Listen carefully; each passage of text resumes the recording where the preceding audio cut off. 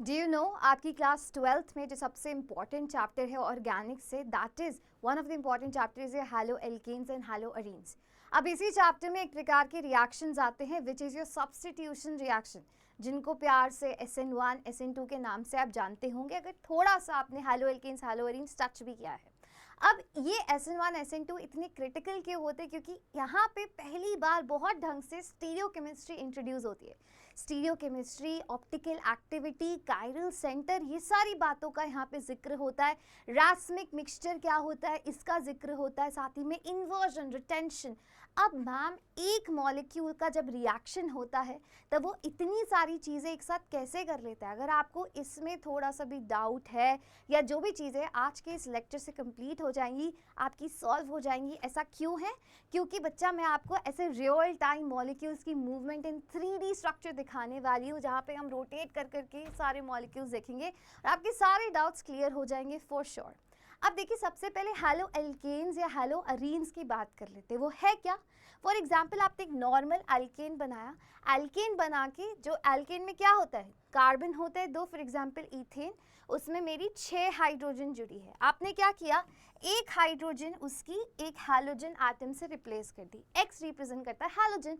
Halogen कुछ भी हो सकता है, फ्लोरीन, क्लोरीन, ब्रोमीन, आयोडीन, जो भी ग्रुप 17 है। ये है हमारा हैलो एल्केन। अब हैलो अरीन्स क्या होते हैं?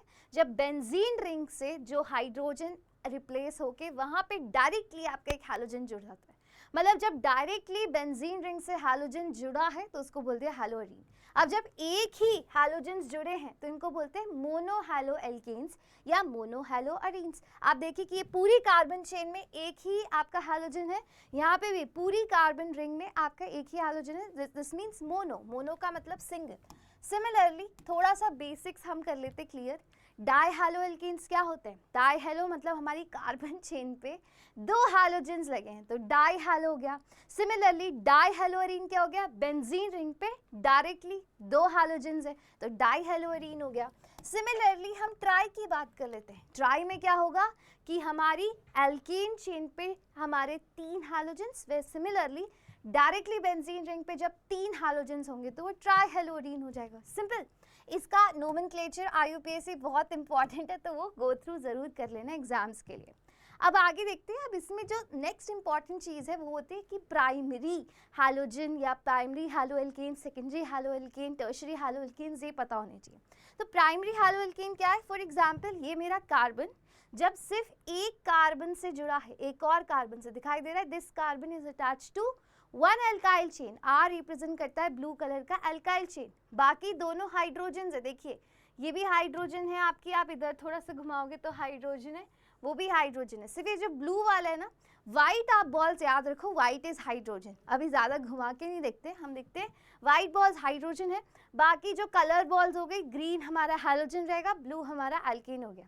तो जिस कार्बन से डायरेक्टली हैलोजन लगा है वो कार्बन कैसा है? प्राइमरी है। क्यों?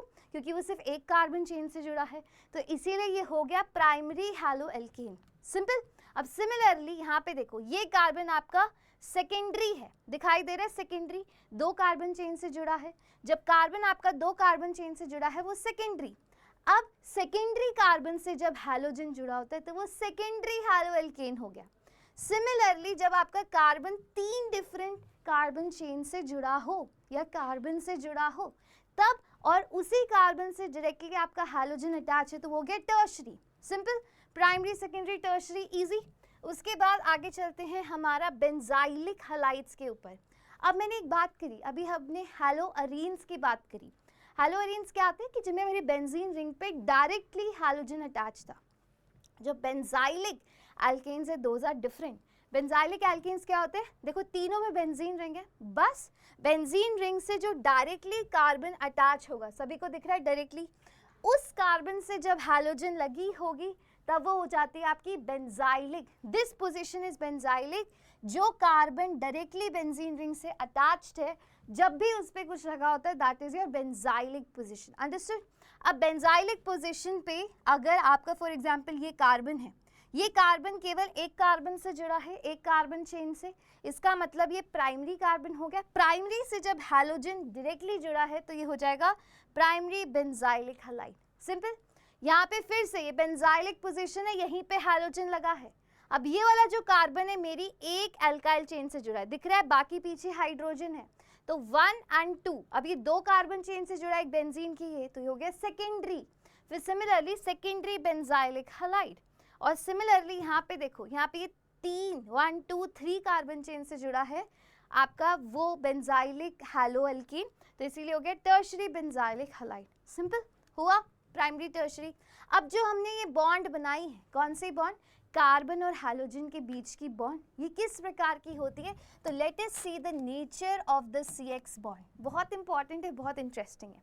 अब देखो CX बॉन्ड मैंने क्या बोला था, हर हैलोजन से बनती है, जैसे कि फ्लोरीन, और यहाँ पे बनी क्लोरीन से, यहाँ पे बनी देखो धीरे धीरे ब्रोमीन से, यहाँ बनी आयोडीन से। आपको क्या दिख रहा है, बॉन्ड लेंथ देखना।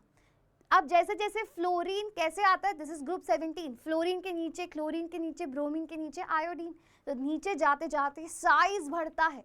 जैसे जैसे साइज बढ़ेगा आपकी बॉन्ड लेंथ भी बढ़ेगी, तो आपकी बॉन्ड लेंथ दिख रही है इंक्रीज होती हुई।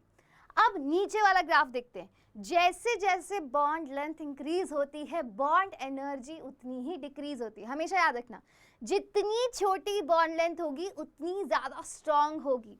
तो सिमिलरली CF की सबसे ज़्यादा बॉन्ड स्ट्रेंथ है, फिर CCl की, फिर CBr की, एंड देन योर CI की। ठीक है, longer the bond length laser will be the energy. Simple.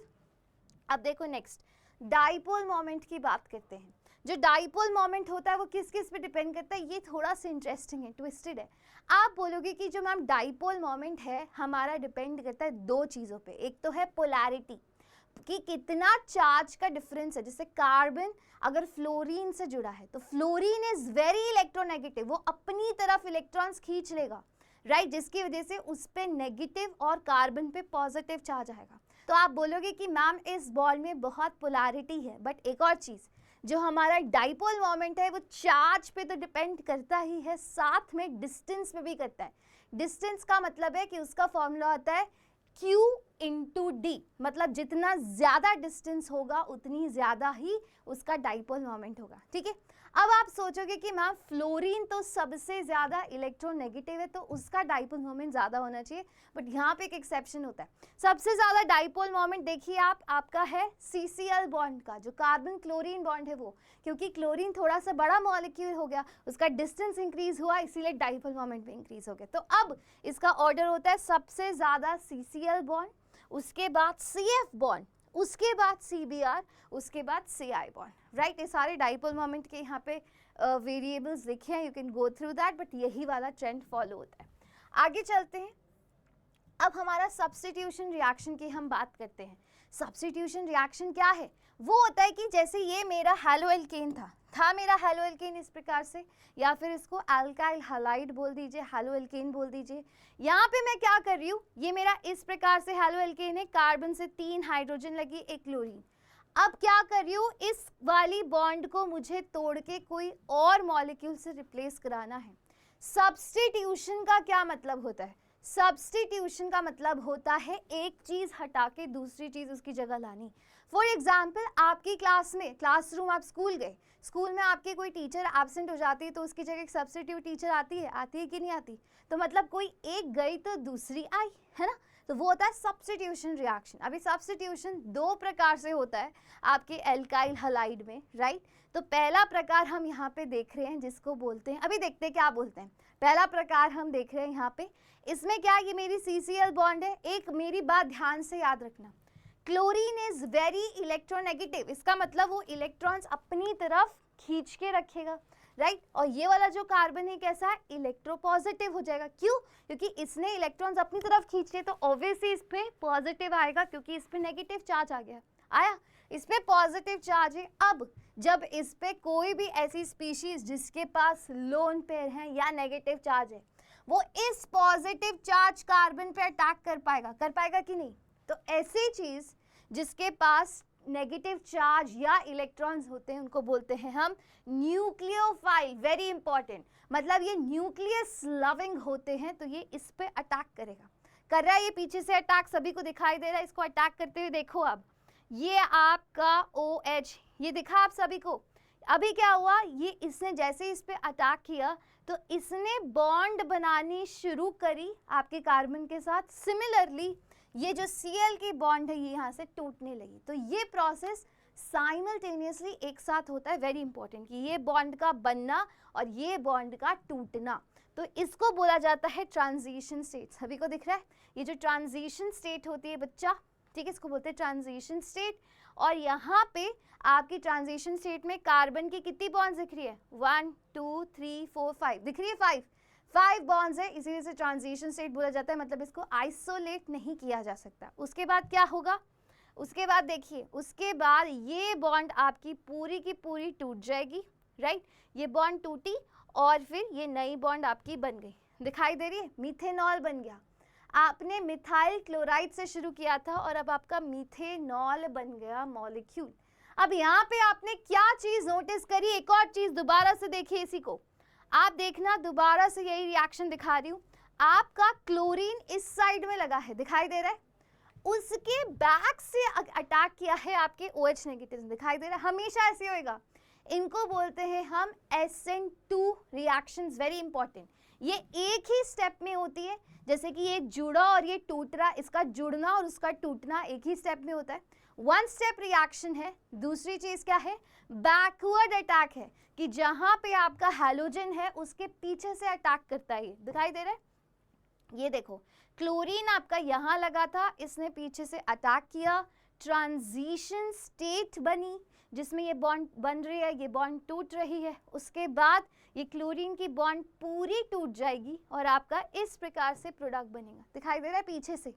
तो ये आपका प्रोडक्ट कैसे बना, इन्वर्टेड। ध्यान रखना, इन्वर्टेड का क्या मतलब है कि पहले तो क्लोरीन यहाँ लगा था, अब जो OH लगा है वो इस साइड लगा है, तो इन्वर्जन हो गया इसकी स्टीरियोकेमिस्ट्री का, क्या हो जाता है, inverted product, very very important, ठीक है।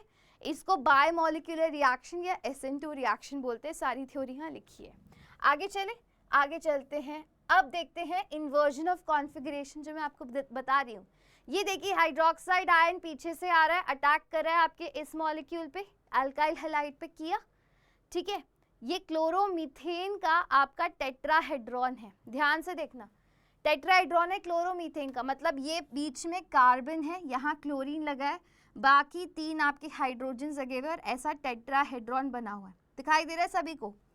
अब देखिए जैसे ही OH लग जाता है तो ये टेट्राहेड्रॉन आपका रिवर्स हो गया, इन्वर्जन हो गया कॉन्फ़िगरेशन का, कि पहले क्लोरीन इधर लगा था, अब जो नया मॉलिक्यूल बना, जैसे ऐसे अम्ब्रेला की तरह इमेजिन करो कि अम्ब्रेला पहले ऐसे खुल रहा था, अब ऐसे खुल रहा है, समझ गए, समझ गए, चलिए बस यही इन्वर्जन ऑफ कॉन्फ़िगरेशन। उसके बाद चलते हैं हम SN1 रिएक्शंस पे, किस पे, SN1। अब SN1 रिएक्शन क्या है बच्चा, मैंने फिर से क्या लिया, अल्काइल हैलाइड लिया, दिखाई दे रहा है सभी को, सभी को दिखाई दे रहा है, अल्काइल हैलाइड या Br ले लिया, ठीक है, 1 ब्रोमो 1 डाइमिथाइल, इस प्रकार से। अब क्या हुआ, बहुत ध्यान से देखना, ठीक है, एक बार पीछे कर देती हूँ इसको, okay, let us do that once again इस पे जाते हैं और फिर दोबारा से इस पे आते हैं, कोई बात नहीं। हाँ जी, देखिए ये मॉलिक्यूल देखो अच्छे से, यहाँ पे Br लगा हुआ है, अभी इसको ध्यान से देखना, ब्रोमीन कैसा है, इट इज वेरी इलेक्ट्रोनेगेटिव, तो क्या करेगा, ये अपनी तरफ इलेक्ट्रॉन्स अट्रैक्ट करके रखेगा, जिसकी वजह से क्या होगा, अब देखो ये ब्रोमीन है, अभी देखना क्या होता है, अभी ये बॉन्ड पहले टूटी, जब मैं SN1 रिएक्शन करा रही हूँ तब मेरा क्या होता है, पहले बॉन्ड टूटती है। अभी SN2 में क्या देखा था कि बॉन्ड बनना और टूटना एक साथ हो रहा था, यहाँ पे क्या हो रहा है कि मेरी पहले ये बॉन्ड टूटी, जो मुझे हैलाइड को हटाना है वो मैंने तोड़ दिया, और जिसकी वजह से कार्बन पे पॉजिटिव चार्ज आ गया और ये प्लेनर स्ट्रक्चर बन गया, है ना, क्योंकि sp2 हाइब्रिडाइज हो गया, तो this is a planar structure now. अब ये जो ब्रोमीन है ये अलग हुआ, हो गया अलग। अब क्या होगा, अब जो आपका न्यूक्लियोफाइल है वो आएगा, देखना अभी वो आएगा, ये न्यूक्लियोफाइल आया, ये न्यूक्लियोफाइल आया यहाँ से, देखिए यहाँ से आया न्यूक्लियोफाइल, और ये इस प्रकार से इसने बॉन्ड बना ली और आपका इस प्रकार से मॉलिक्यूल बन गया। Easy easy. अब आप बोलोगे कि मैम इसका न्यूक्लियोफाइल भी बैकवर्ड से आएगा क्या, नहीं, यहाँ पे क्या हुआ बच्चा, पहले आपको याद है पहले क्या हुआ था, बॉन्ड टूटी थी, बॉन्ड टूट गई, मेरा जो कार्बन है वो प्लेनर बन गया। अब कहीं से भी आओ आप न्यूक्लियोफाइल, इधर से आओ इधर से आओ, आई डू नॉट केयर, कहीं से भी आ सकता है, कहीं से भी अटैक हो सकता है। तो यहाँ पे इसी वजह से आपको दो प्रकार के प्रोडक्ट्स मिलते हैं, उसी के बारे में बात करते हैं। यहाँ पे अटैक बोथ साइड से होता है। आपको कोई पूछेगा कि SN1 में कहाँ से अटैक होता है, बोथ साइड, SN2 में बैक साइड, समझ गए। अब सिमिलरली क्योंकि यहाँ दोनों तरफ से अटैक हो रहा है, तो आपका जो प्रोडक्ट बनता है वो बनता है किस प्रकार का, वो बनता है रैसिमाइज्ड प्रोडक्ट। मैं बताती हूँ कैसे। देखिए यहाँ पे ये ब्रोमाइड आयन गया पहले हमारा, राइट, ये वही सेम रिएक्शन है। स्टेप 2 में क्या हुआ, OH नेगेटिव। अभी देखना है यहाँ पे, अभी देखिए इसको यहाँ पे, अभी क्या हुआ कि मैंने फॉर एग्जाम्पल मेरे पास OH नेगेटिव यहाँ पे इस तरफ से अटैक कर रहा है, यहाँ पे OH नेगेटिव मेरा इस तरफ से अटैक कर रहा है। दोनों तरफ से OH नेगेटिव अटैक कर सकता है, उसको पूरी छूट है क्योंकि आपकी बॉन्ड तो टूट गई। तो अब यहाँ दोनों तरफ से अटैक होता है, तो आपके पास इसी वजह से दो प्रकार के प्रोडक्ट्स मिलते हैं। आपको दिखाई दे रहे, एक तो मिला रैसिमाइजेशन प्रोडक्ट, एक तो मिला आपको इन्वर्टेड प्रोडक्ट, और एक मिलता है इन्वर्जन। आपको समझ आया? इन्वर्टेड प्रोडक्ट सभी को समझ आया कि नहीं आया? इन्वर्टेड प्रोडक्ट क्या था, जिसमें मेरा कार्बन के पीछे से अटैक हो रहा था, तो इन्वर्टेड प्रोडक्ट, ठीक है। अब इसमें क्या है, पीछे से जब अटैक होगा तो इन्वर्टेड प्रोडक्ट मिलेगा, और जब उसी तरफ से अटैक होगा जहां से आपकी ब्रोमीन गई थी या जो भी हाइड्रोजन गया था, तो आपका रिटेंशन का प्रोडक्ट मिलेगा। वेरी इंपॉर्टेंट, यहाँ दो प्रकार के प्रोडक्ट्स मिलते हैं, which is inverted as well as कौन सा, रिटेंशन प्रोडक्ट। रिटेंशन मतलब जो पहले कॉन्फ़िगरेशन थी वो सेम इस बार भी मिलेगी प्रोडक्ट में।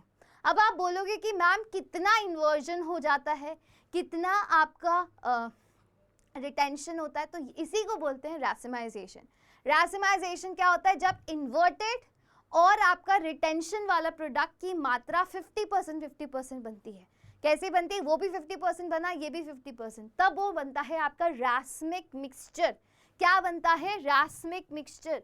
Very very important. Racemic mixture होता है कि जितना, देखो ये ब्रोमीन गया यहाँ से दिखाई दिया, ब्रोमीन को हमने भगा दिया बॉन्ड तोड़ के, अब आपका जो OH माइनस आएगा वो दोनों तरफ से आएगा, आया दोनों तरफ से, तो एक आपका इधर से आया जहाँ से ब्रोमीन टूटा आया, तो ये तो सेम प्रोडक्ट बना, और यहाँ पे इन्वर्टेड प्रोडक्ट बना।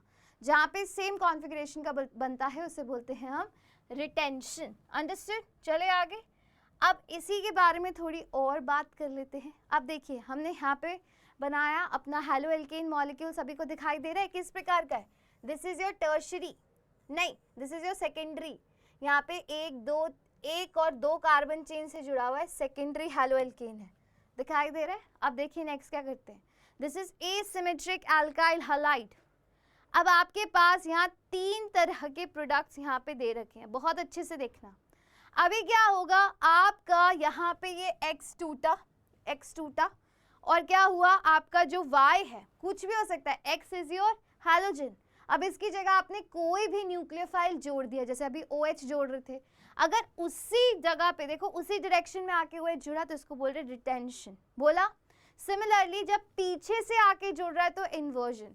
अब जब इन दोनों का मिक्सचर हो जाता है, अगर वो 50 और फिर मिक्सचर ऑफ प्रोडक्ट्स को बोलते हैं रैसिमाइजेशन। क्या बोलते हैं, रैसिमाइजेशन। जब ये दोनों एक साथ मिलते हैं और जब इन दोनों का परसेंटेज 50-50 होता है तो उसको बोलते हैं रैस्मिक मिक्सचर। ठीक है, चलो आगे चलते हैं। उसके बाद थोड़ा सा अंडरस्टैंड कर लेते हैं हम कायरलिटी के बारे में, right. Understanding chirality, let us start. हाँ जी, अभी स्टार्ट हो जाएगा, do not worry about that.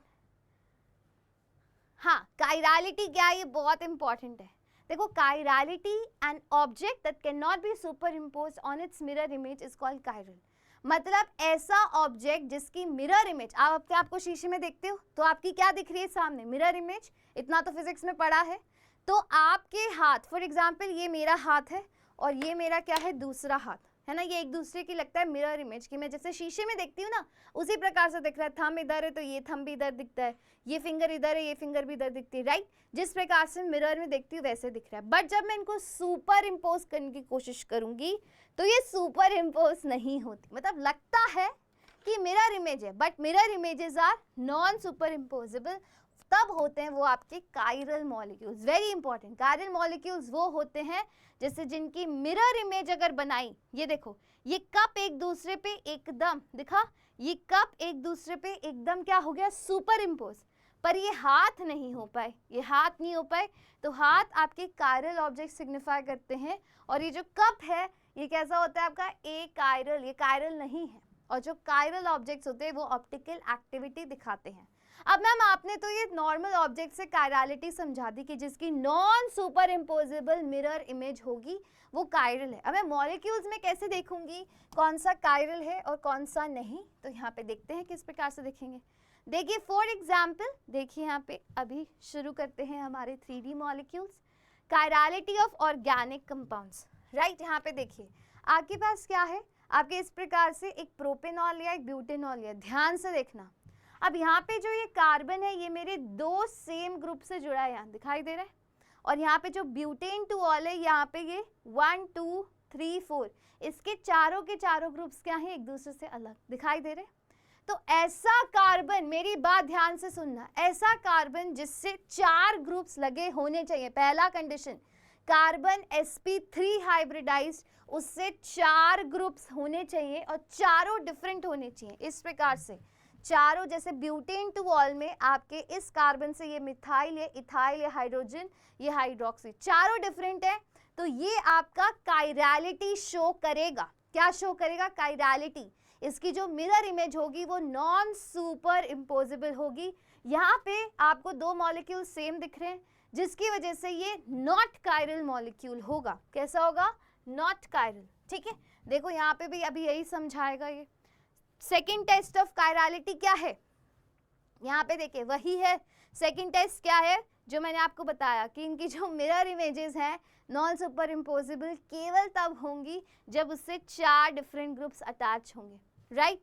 Non super imposable mirror image. देखो अब क्या किया इसने, अब क्या किया, इसको रोटेट किया 180 डिग्री से, क्या किया, रोटेट किया 180 डिग्री से, तब भी यही आया, ठीक है।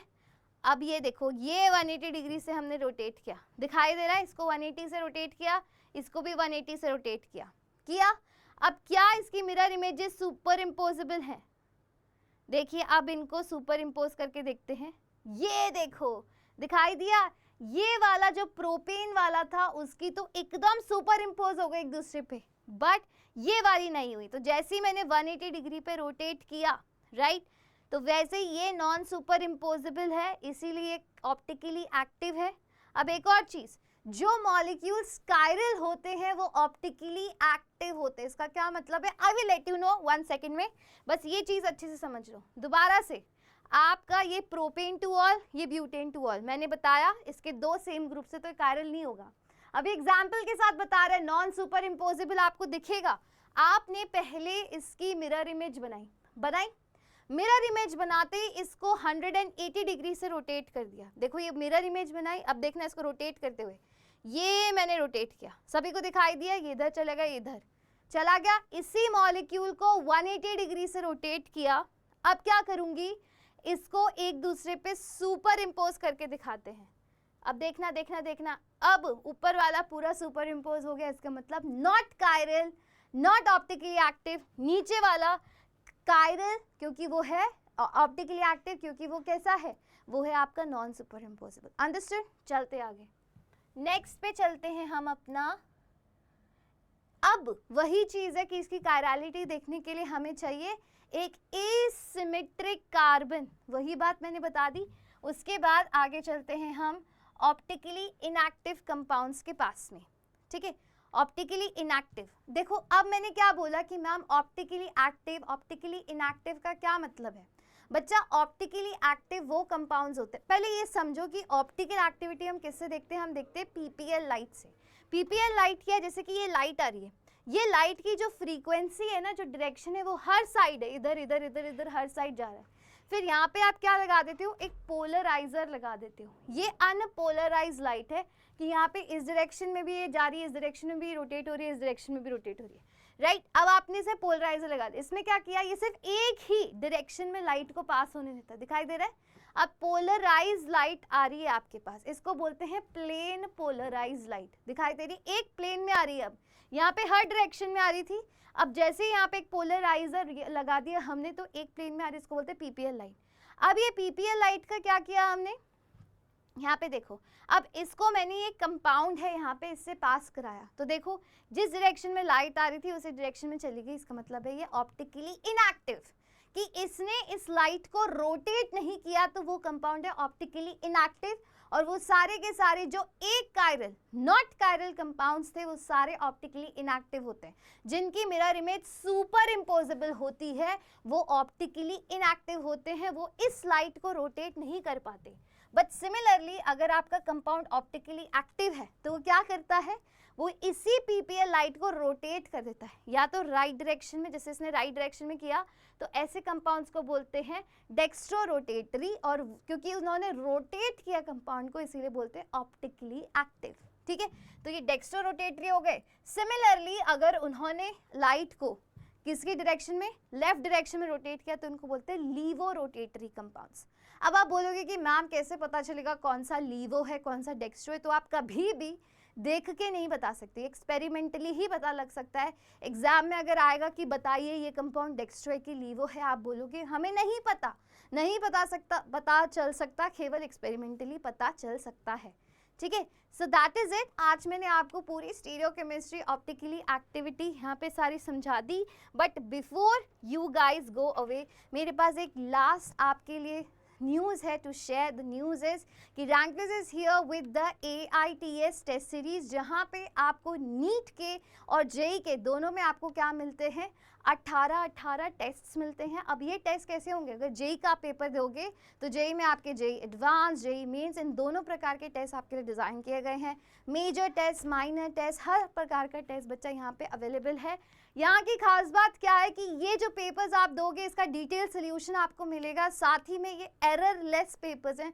काफ़ी मार्केट में पेपर्स टेस्ट सीरीज होती हैं but those are full of errors, but this is a trademark of Rank Plus की एरर लेस पेपर्स है। साथ ही में आपको परफॉर्मेंस रिपोर्ट मिलेगा, मतलब कि आपका जैसे ही टेस्ट हो जाता है उसके बाद आपको पता चलेगा कि आपका कौन सा सब्जेक्ट वीक है, कौन सा टॉपिक स्ट्रॉन्ग है, ये सारी चीज़ें, एंड आपकी ऑल इंडिया रैंक भी निकाली जाएगी so that you know where you stand in your NEET और जेई प्रिपरेशन। आपको क्या करना है, केवल रैंक प्लस की ऐप डाउनलोड करनी है, वहाँ जाके AITS सर्च करना है after registering yourself, and then आपको मिल जाएगा ये टेस्ट सीरीज, कैसे टेस्ट सीरीज में एनरोल होने का procedure. And if you still have doubts, आप नीचे टेलीग्राम चैनल पे जाके हमें फॉलो कर सकते हैं, and you can ask A follow up questions, and साथ ही में आप हमें नीचे कमेंट सेक्शन में भी पूछ सकते हैं कोई भी क्वेरीज, एंड जो भी हो we always respond. This is the team of Rank Plus. Thank you so much and I will see you in the next video.